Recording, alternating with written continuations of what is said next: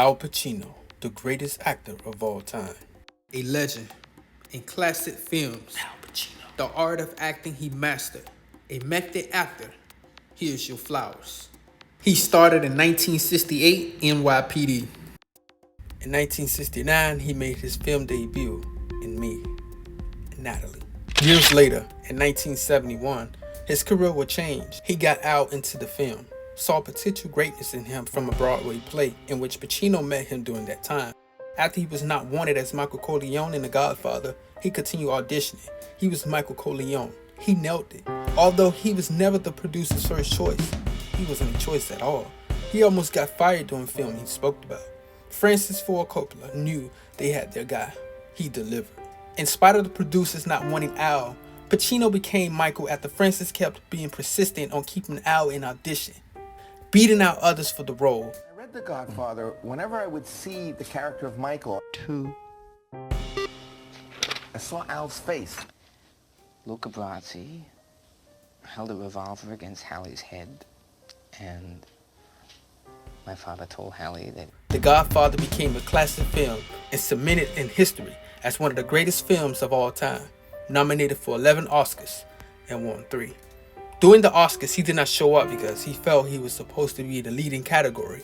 He had more time on film than the lead actor. Don't ever take sides with anyone against the family again.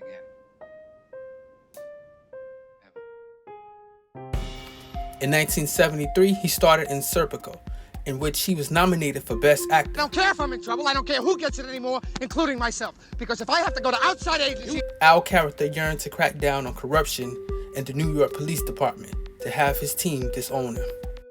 He later continued the legacy of the film in 1974, Godfather 2.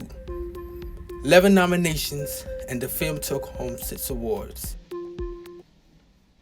I want you to help me take my revenge. As Al Pacino continues his legendary run, 1975, Dog Day Afternoon. Excellent acting of a bank robber with his plan going wrong, creating a vision, also recreating this person's actual answers as a character from footage and developing it in his mind. Al Pacino was nominated for Best Actor in a Leading Role, one of the best characters of all time. What? I'm not gonna make it, Sonny.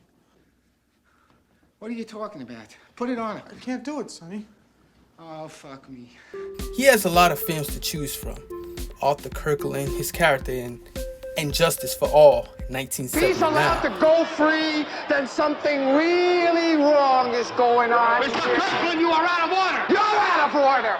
You're out of order. The whole trial is out of order. They're out of order. An interesting character in this film. He's on the side of the law as a determined lawyer, yet was forced to defend a corrupt, guilty judge to try and prove he's innocent.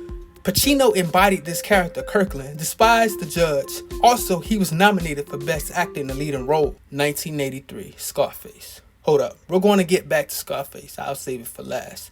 Moving on to 1990, Dick Tracy, Big Boy Capri. Al Pacino in a different realm in his catalog. He plays a villain. He brings such comic vibes to this role. I say you say nothing. I say, you get behind me, we all profit. You challenge me, we all go down. The Godfather 3. He returns as the elder Michael Corleone. He lead the way in spite of bad reviews by some. Al Pacino showed up for work. All my life I wanted out. I wanted the family out. 1992, Glengarry Glen Ross. Dialogue-driven film with Al Pacino getting the supporting actor nomination, playing Ricky Roma. Another day on set for Al, taking care of business, a true professional with a knack to outshine and yearn to win and deliver in his scenes. Yes, I have a problem. Yes, I do, my friend. It is not me that ripped the joint off. I'm doing business. I will be with you in a while. Got it? 1992, Scent of a Woman. Lieutenant Colonel Frank Slade, a blind man who was kept company by a prep student to keep money in his pockets. Pacino trained for this role with help from a school for the blind.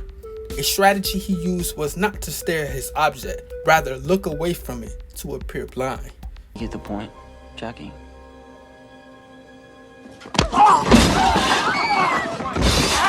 His name is Charles. You can say that, can't you? Sure. 20 years into his career, which led to him to his first Oscar. He seeks for many more. Oscars does not dictate the greatness and craft of Al Pacino. Many eyes see, and the audience knows how great the legends are at what they do.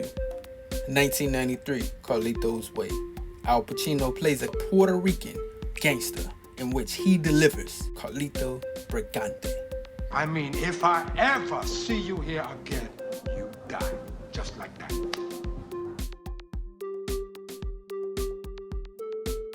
(1995) Heat.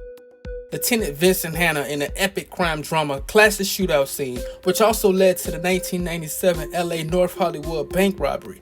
Pacino in Heat was amazing. His eyes was locked in on his enemy, who he kept close, in his iconic dinner scene with Robert De Niro. As they say. You looking to become a penologist? You looking to go back? You know, I chase down some crews, guys just up, get busted back. That you? 1997. Donnie Brasco. Lefty, a hitman. Pacino in this true story, since he has a background of playing real life people, his sense of trust and honor he stands on when doing the scene is exceptional. He sounds like an old head I knew that does not play about getting taken advantage of or lied to. Great scene with him and Johnny Depp. If you, I never had any money, but if ever I had $100 in my pocket, I gave you 50, right? Yeah, you did. If you're a rat,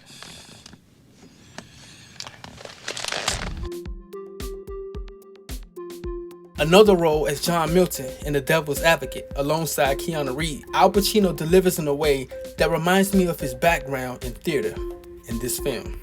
It shows in his delivery in most of his films, projecting his voice. Right mind, Kevin, could possibly deny the 20th century was entirely mine. All of it, Kevin! All of it. Mine. I'm peaking, Kevin. It's my time now. 1999, The Insider. As a supporting actor in this underrated film, he again shows up to work. Are you a businessman or are you a newsman?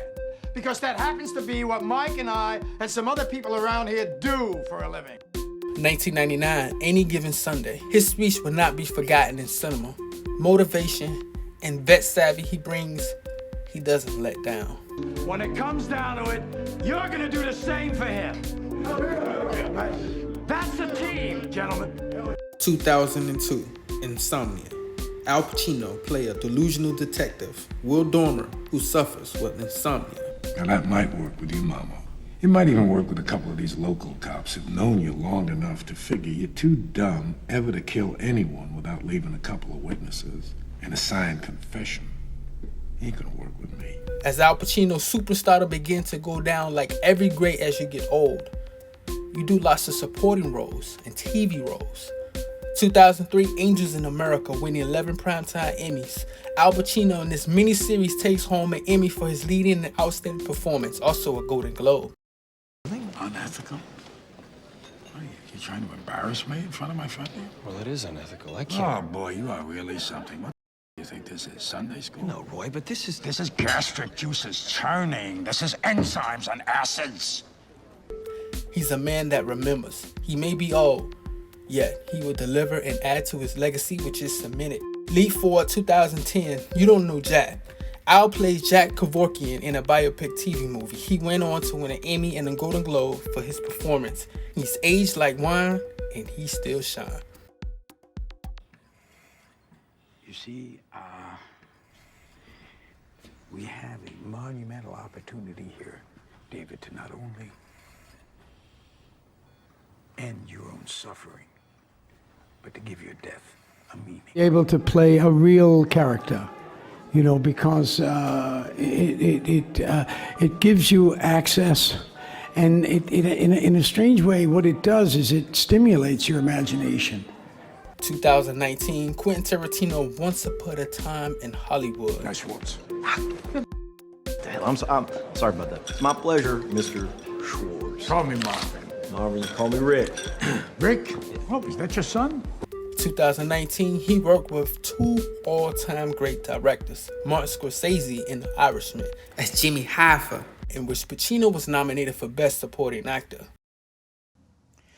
I never waited for anyone who was late more than 10 minutes in my life. I'd say 15. 15's right. No, 10. I don't think so. 10's not enough. You have to take traffic into account. That's what I'm doing. I'm taking traffic into account. Al Pacino, to me, will be remembered for his all-time great performance in this classic film.